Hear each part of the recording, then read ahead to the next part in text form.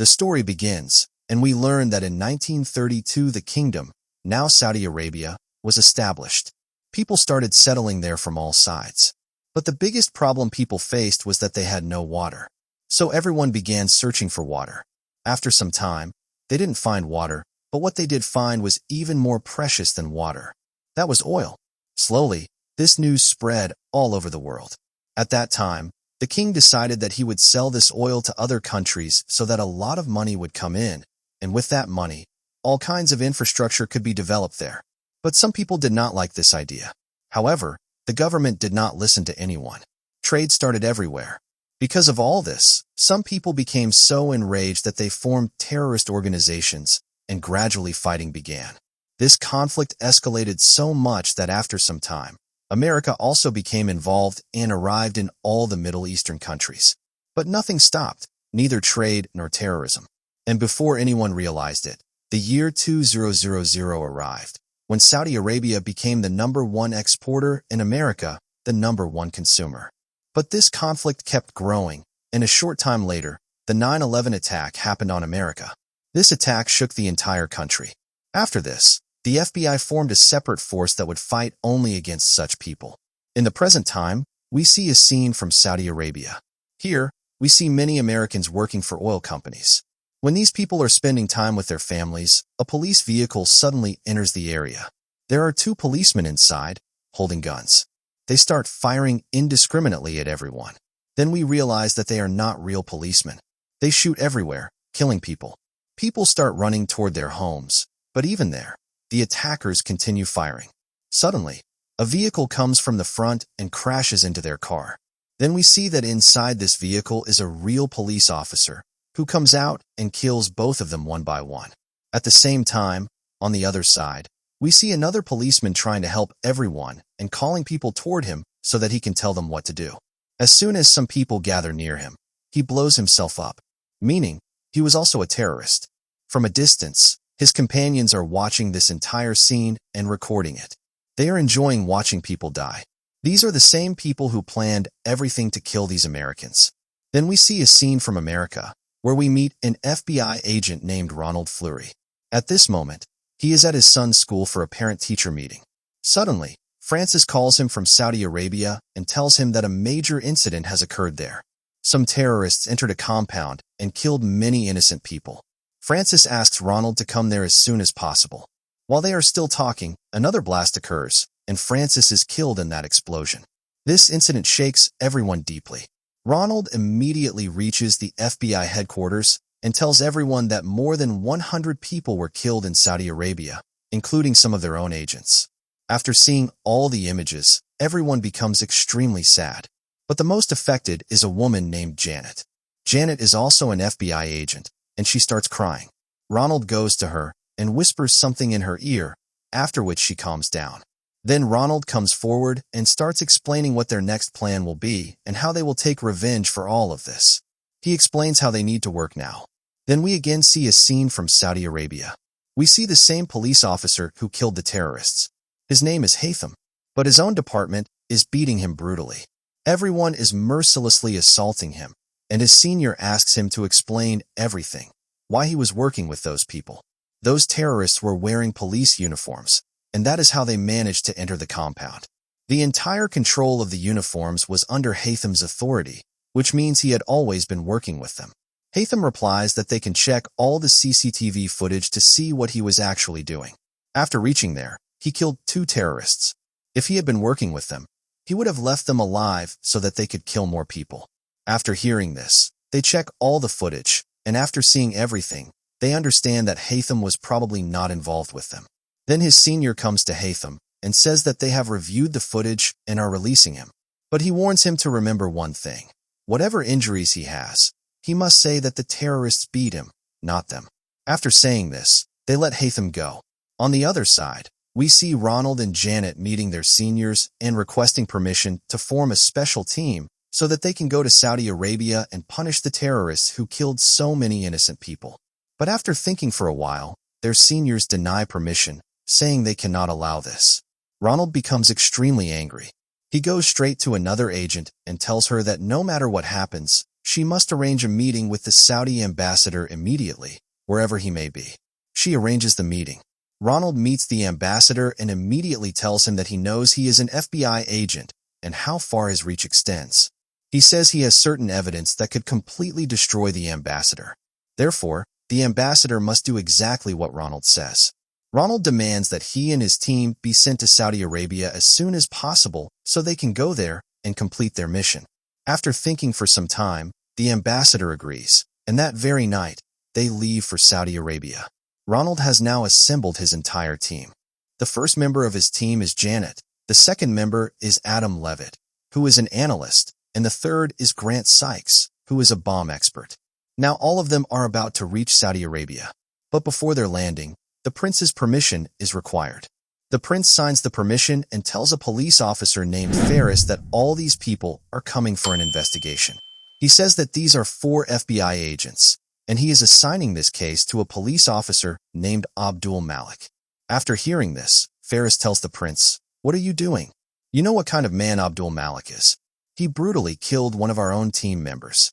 The prince replies, "Do not remind me of what happened here.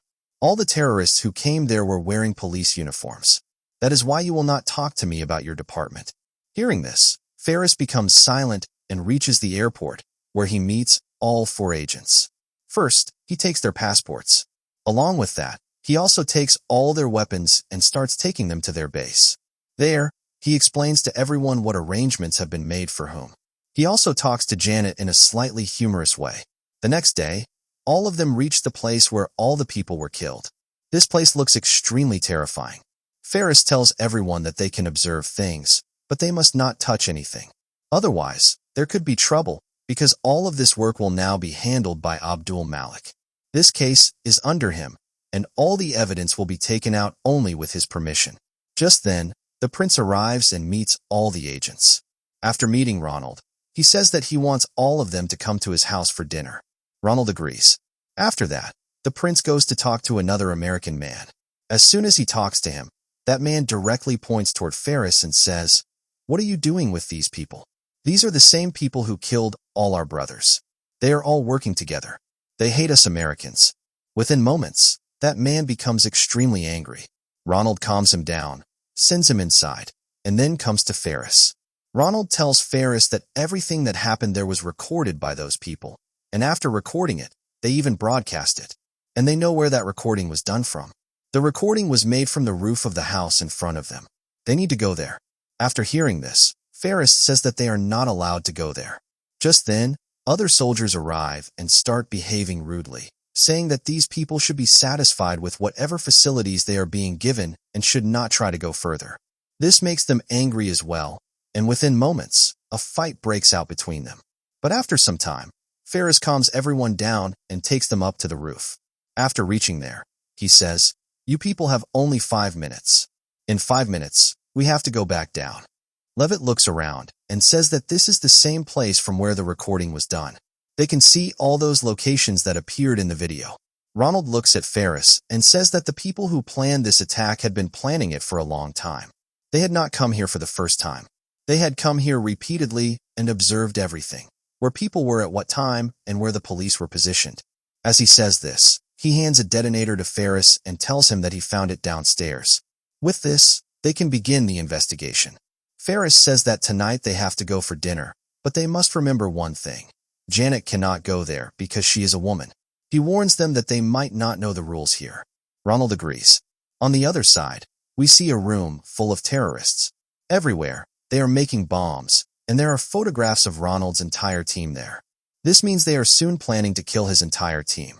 After some time, the prince's plane arrives, and with heavy security, everyone is taken to the prince's palace. As soon as they reach there, Ronald talks to the prince.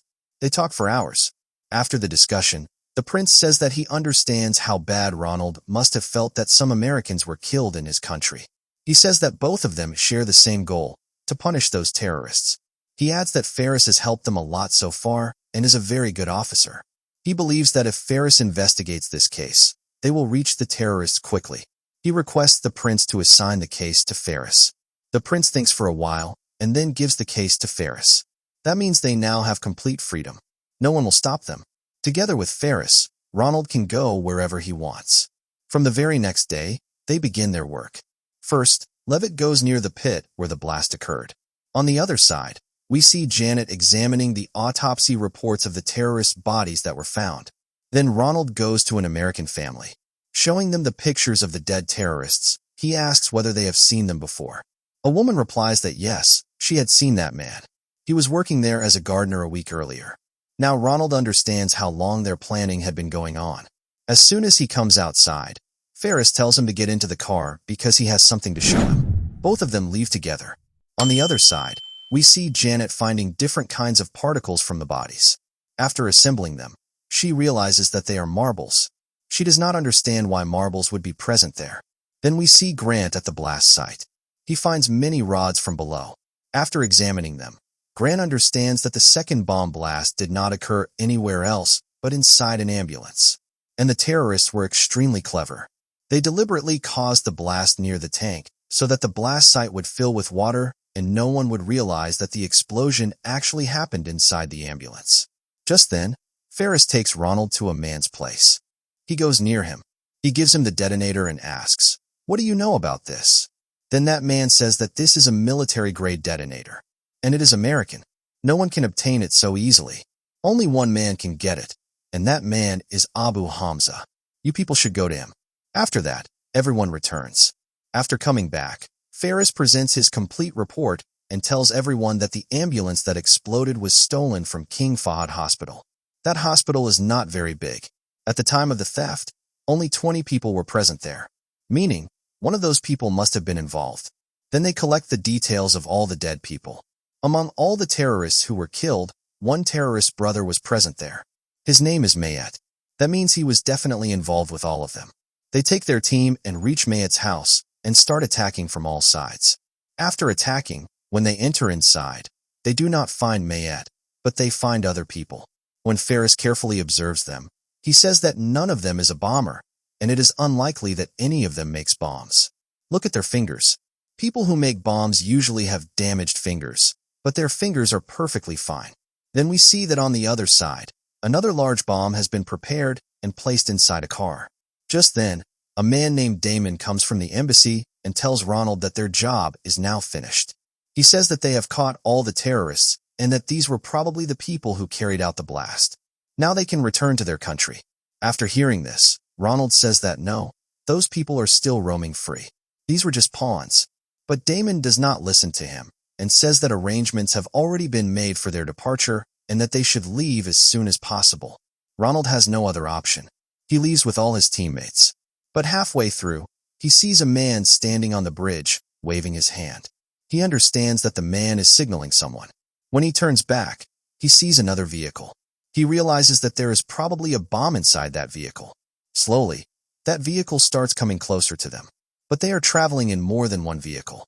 At the last moment, Ronald turns his own vehicle, and the other vehicle crashes into the bomb-loaded vehicle. Then a massive blast occurs. The blast is so powerful that nearby vehicles flip over. The vehicle Ronald is in also overturns. Then the terrorists arrive, and first of all, they drag Levitt out. At that moment, Ferris starts firing at them. Seeing this, the other terrorists also begin firing. Ronald has also come out by now. But before they can reach them, the terrorists start running away with Levitt. They run ahead, and Ronald's team hijacks a vehicle and chases them. But the terrorists are far ahead. It seems they might not be able to catch them. Despite all their efforts, Ronald's entire team falls behind, and the terrorists escape with Levitt. They beat him badly and drag him along to their hideout. Then Ronald arrives there with his team, but he does not know where he has come. This place is dangerous everywhere. We see a man with a rocket launcher. He aims at their vehicle and fires the launcher. But before it can hit their vehicle, Ronald turns the vehicle, and the rocket launcher goes straight and explodes inside a house. These terrorists do not care at all about the people around them. They are firing bullets everywhere and throwing bombs. Then Ronald also comes out and starts killing them one by one.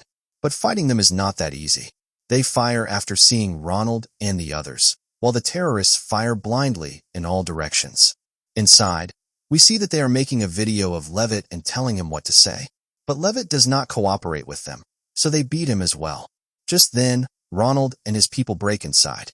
Any terrorist who comes in front of them is killed instantly. Chaos erupts everywhere. People are screaming all around. Inside, we see that they think Levitt is no longer of any use to them. Then they start the camera, put a knife on his throat, and move to slit his throat. At the last moment, Janet arrives, kills everyone, and saves Levitt. When they are leaving, they hear the voices of some children. They cannot understand where the sound is coming from. Then they go into a room to check. They see a family there.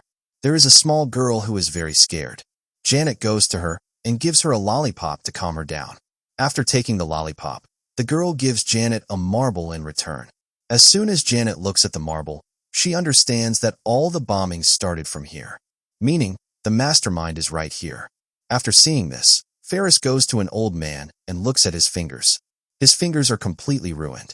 He understands that this old man is none other than Abu Hamza, the one who makes all the bombs and plans all the blasts. He points his gun at him to kill him. But before he can fire, Abu Hamza's grandson shoots Ferris. Seeing this, Janet shoots that man, and Ferris shoots Hamza. Ferris's condition becomes extremely critical. Everyone tries to help Ferris. On the other side, we see Abu Hamza, who, while dying, calls his other grandson, whispers something in his ear, and then dies. After some time, they realize that Ferris has died. Then everyone goes to his house. Ronald goes and meets Ferris's son and says that, "Your father was a very brave man who gave his life for his duty. The entire world will always remember his sacrifice." After saying this, all of them begin preparing to return to America. As soon as they arrive there, they meet their senior. He tells them that they have done a very good job, but he cannot praise them, nor will anyone else, because they went to Saudi Arabia without permission. Therefore, an inquiry will be conducted against all of them. He tells them to be prepared and to prepare their answers. He says that all their answers must be the same. He does not want any of them to be suspended. After saying this, he leaves. Then Levitt comes to Ronald and asks him, "When Frances died and Janet was crying, you whispered something in her ear and she calmed down. What did you say to her?" Ronald replies that he told her to stop crying. They would take revenge and kill all those people. Then we see Abu Hamza's grandson.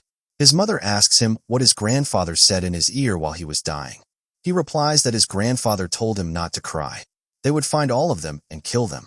After hearing this, we understand how the world actually works. Terrorists kill people, then the police kill them. After that, anger fills the remaining terrorists and even the families of the dead. Then they also become terrorists and kill innocent people. Then again the police kill them. And this cycle keeps going on. This cycle is never going to end. People will keep dying like this, and the feeling of revenge will keep going on in everyone. They will never stop. And with this, the story ends here.